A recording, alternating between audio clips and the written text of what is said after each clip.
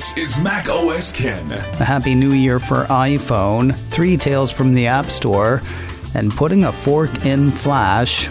It's Monday, the 4th of January, 2021. I'm Ken Ray, and this is news from Mac OS Ken, brought to you by yours truly and sponsored by AudiblePlus. Content that entertains, inspires, and informs. Visit audible.com/macosken or text macosken to 500 to start your free 30-day trial. This show is also sponsored by Sunbasket, delivering oven-ready meals that are fast, fresh, and delicious. I was indulgent over the holidays. There was ham involved, and biscuits, and chocolate, and panettone. Thankfully, I also had more sensible meals from Sunbasket. Every Sunbasket meal is filled with only premium quality, real food, including organic fresh produce, antibiotic and hormone-free meats, and sustainably sourced seafood from suppliers they know and trust. Now, their fresh and ready meals are great because they're fresh and ready for the oven or the microwave, which means they could be on the table in as little as 6 minutes. Meals like beef chili with cheddar and Greek yogurt, creamy mushroom penne with baby spinach and almonds. I had the butter chicken with basmati rice pilaf recently. So great. And here's what else is great. Fresh and ready meals are just $8.99, so they're good for your body and your budget. And you can try them for less. Right now, Sunbasket is offering $35 off your order when you go right now to sunbasket.com/macosken and enter promo code macosken at checkout. That's sunbasket.com/macosken and enter promo code macosken at checkout for $35 off your order. sunbasket.com/macosken and enter promo code macosken. And a big thanks to Sunbasket for sponsoring today's show. When everybody's not rushing to buy things by a certain date, those things get easier to get. I think I'm saying that right, and I think that is a takeaway from a note last week from JP Morgan analyst Samik Chatterjee. Apple 3.0 had Chatman issuing a note on New Year's Eve, which had supply and demand for Apple's latest phones moving closer together. Quoting his note, following the recent holiday period, we find lead times across the iPhone 12 series have moderated significantly, with most models being available for consumers within a week or less. However, even as iPhone 12 Pro lead times have moderated on the same lines as other SKUs, aggregate lead times for the 12 Pro still remain quite robust and above 20 days, implying continued robust demand. It's like he was trying to master the words moderated and robust before the end of the year. Mr. Chatterjee has an overweight rating on Apple shares. His price target on the shares is $150. While one analyst sees moderation, another feels the rumble of the SuperCycle. A separate post from Apple 3.0 on New Year's Eve had Wedbush analyst Daniel Ives saying when it comes to the iPhone 12 line, reality is meeting the initial hype. Checks of the supply chain show iPhone builds exceeding his firm's bull case scenario, assuming they keep going the way they're going. While the street sees sales of about 217 million iPhones for fiscal year 2021, Ives' bull case puts that number north of 240 million units. It's not just iPhones that have him stoked. Quoting his note, we believe Apple saw a robust Christmas/holiday season, not just on iPhones, but also had a strong AirPods performance that will be another product tailwind heading into 2021 for Cook and Company. Ives has an outperform rating on Apple shares. His price target on the shares is $160. We talked last week about App Store sales over the holidays. Now Sensor Tower has numbers specific to Europe. Cult of Mac linked to a report from the firm. According to Sensor Tower estimates, Christmas Day spending on mobile apps in Europe hit $54.6 million. That was up 29% from Christmas of 2019. According to The Cult, the iOS App Store accounted for 60% of total app spending, coming in at $32.7 million on Christmas alone. That meant even bigger growth for Apple's app sales versus app sales across the board. Revenue for the iOS App Store was up 39% year over year, according to the report. The Cult goes on to say that Android, by comparison, rose 17.4% year over year to hit $22 million on the 25th of December. Germany, the UK, and France took first, second, and third, respectively, in terms of spending on apps on the 25th. As usual, games led the way. According to Sensor Tower, Brawl Stars, Roblox, and Coin Masters were the top 3 games across both platforms. The top non-gaming app in terms of revenue was Tinder, according to the report, followed by Disney Plus, and then YouTube. Likely having an unhappy new year are thousands of developers in China. Apple Insider says the company from Cupertino sent the old year out by pulling a record-breaking 46,000 apps from the App Store in China in one day to fall in line with licensing requirements in the country. That is in addition to the 94,000 apps the company had already pulled from the App Store in 2020. The piece cites a Reuters report saying last week's purge included 39,000 games. Notable titles stricken from the App Store include Ubisoft titles NBA 2K20 and Assassin's Creed Identity. To be sold in the App Store in China, developers are required to obtain licenses for their games. That's actually been a rule since 2016, though Apple didn't start enforcing it until last year. Developers had until the 30th of June 2020 to acquire and present their licenses. Barring those, they got the hook. Now, big as the 46,000 apps pulled is, there was nearly another high-profile casualty.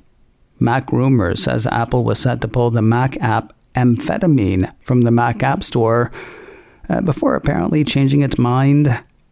According to the piece, Amphetamine is a free Mac app that helps users keep their machine awake for a set amount of time. Launched in 2014, the app has been downloaded over 432,000 times and is highly rated on the Mac App Store. After 6 years on the Mac App Store, Apple suddenly decided that Amphetamine has been violating App Store guidelines. Apparently, Apple lost its sense of humor about drug use or something. William Gustafson, the developer behind the app, posted to GitHub about his contact with an Apple rep. Apparently, Amphetamine violated this rule. Apps that encourage consumption of tobacco and vape products, illegal drugs, or excessive amounts of alcohol are not permitted in the App Store. Apps that encourage minors to consume any of these substances will be rejected. Facilitating the sale of marijuana, tobacco, or controlled substances, except for licensed pharmacies, isn't allowed. Yes, it is named after a drug. And okay, there is a picture of a pill on the app's icon. One could argue that there's a difference between a tongue-in-cheek name and actually encouraging anybody to take drugs. And Apple apparently heard that argument. Mac Rumors says since the story first started making the rounds, Gustafson has spoken with the App Review Board. He now says that Amphetamine will remain on the Mac App Store. Apple seems to be trying to bury the hatchet with at least one member of the Coalition for App Fairness. Mac Rumors ran a piece last week saying that the Cupertino company is negotiating a settlement with Prepear over the latter's logo. Cult of Mac brought us the story back in August of Apple challenging the app maker's mark. According to the Cult then, Apple's official complaint describes Prepear's logo as consisting of a minimalist fruit design with a right-angled leaf, which readily calls to mind Apple's famous Apple logo and creates a similar commercial impression. Prepear said it was prepared to fight for the logo. It also joined the Epic-led Coalition for App Fairness, looking perhaps for strength in numbers. While the fight officially continues, there is something of a temporary ceasefire. While Apple has not dropped its opposition, MacRumors says filings with the U.S. Patent and Trademark Office have requested that the trial proceedings be suspended for 30 days as the parties are actively engaged in negotiations for the settlement of this matter. 30 days or less, really. Either side can resume the proceedings at any time, according to the piece. If an agreement isn't reached, proceedings will pick up again on the 23rd of January for a trial that may not see the inside of a courtroom until the end of 2021. More news in a moment, but first a word from Audible. You know them, the leading provider of spoken word entertainment and audiobooks. Yeah, they have a new plan that's pretty cool. AudiblePlus. AudiblePlus gives you access to thousands and thousands of select Audible originals, audiobooks, and podcasts, including ad-free versions of popular shows as well as exclusive series.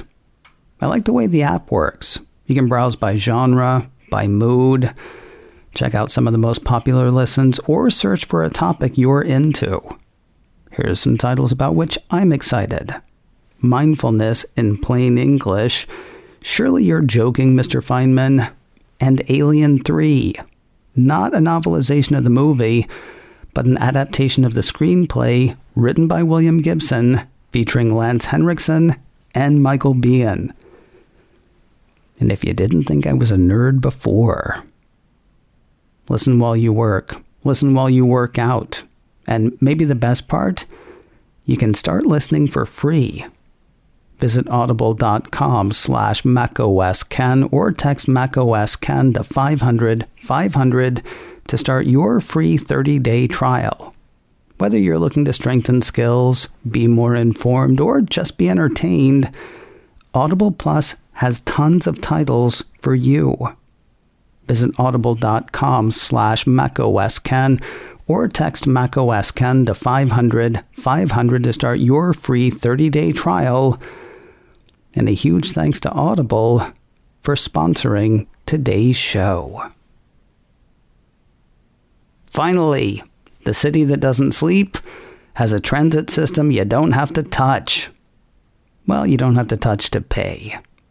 Engadget says New York's MTA has finished rolling out contactless payments across all the subway stations and the bus lines in all the 5 boroughs. So if we ever get to go places again, Apple Pay will get you there. Synergy, thy name is Apple One. 9 to 5 Mac has word of Apple using its streaming music service to promote its fitness service, or the fitness one to promote the music thing. One of the Fitness Plus features touted by Apple is its integration with Apple Music. Now it's putting your ears where its talk is. According to the piece, Apple has a new fitness category in the Apple Music service, under which you'll find a variety of playlists dedicated to Apple Fitness Plus. Apple refers to these as Studio Series playlists and says that the playlists are crafted by Apple Music editors and Apple Fitness Plus trainers. Called Fitness Plus Studio Series, there are lists in different styles set up for specific workouts, like your run with a country twang. There's a playlist for that. Like a bit of hip-hop with your high-intensity interval training. There's a playlist for that. Dance while you're rowing. Good vibes while you're riding. Playlists all around. 10 of them currently. Whether Apple plans to add more or update the current lists is unclear. Maybe both. To find the playlist, users can go to the Search tab in the Apple Music app, then scroll through the categories until you find Fitness. 9 to 5 Mac says users can also find the songs and playlists for specific workouts in the Fitness app itself under the Fitness Plus tab. And finally today, Adobe Flash has reached the end of the line. According to a piece from MacRumors, Adobe in 2017 announced plans to end support for its Flash browser plugin at the end of 2020. Now that it's officially 2021, support for the software has ended, and Adobe will begin blocking content from running in Flash Player beginning on the 12th of January. That's a week from tomorrow for those of you keeping score at home. and thus ends a battle joined over a decade ago by Apple co-founder and then CEO Steve Jobs. The piece says Jobs offered his thoughts on Flash in a 2010 open letter, criticizing Adobe's software for its reliability, incompatibility with mobile sites, and battery drain on mobile devices. Jobs also said that Adobe was painfully slow to adopt enhancements to Apple's platforms, and further innovation from Apple would not be hindered by a cross-platform development tool. While the piece says Adobe will begin blocking content from running in Flash Player next Tuesday, there's apparently still concern about possible security issues. In light of those, Adobe is encouraging people to remove Flash Player from their systems as soon as possible. I'm a little bit slow off the line this week. No in a few minutes today. Look for that to kick in again tomorrow. But there is another thing you could listen to. Bart Busschots invited me onto his show, Let's Talk Apple, this week. We talked Facebook's anti-tracking crusade. We talked about AirPods Max, and we talked about a whole bunch of other stuff too. Let's Talk Apple for December 2020. Find it where you find podcasts or visit the show's site, lets-talk.ie.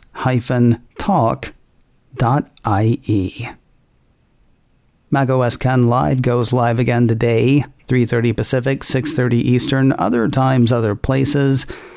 Catch it as it happens, youtube.com/KenRay, or subscribe to the audio podcast, macOS Ken Live, wherever you get podcasts.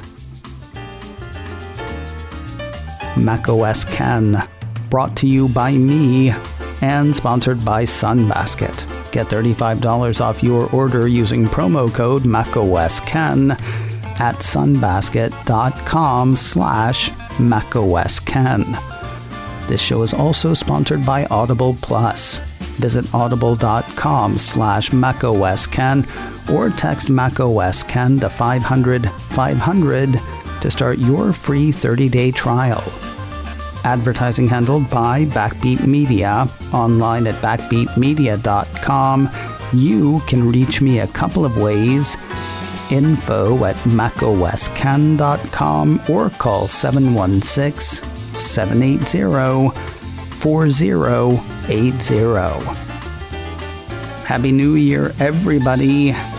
Until next time, that is news from macOS Ken.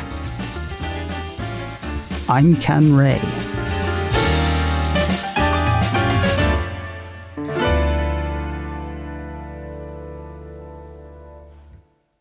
Ciao.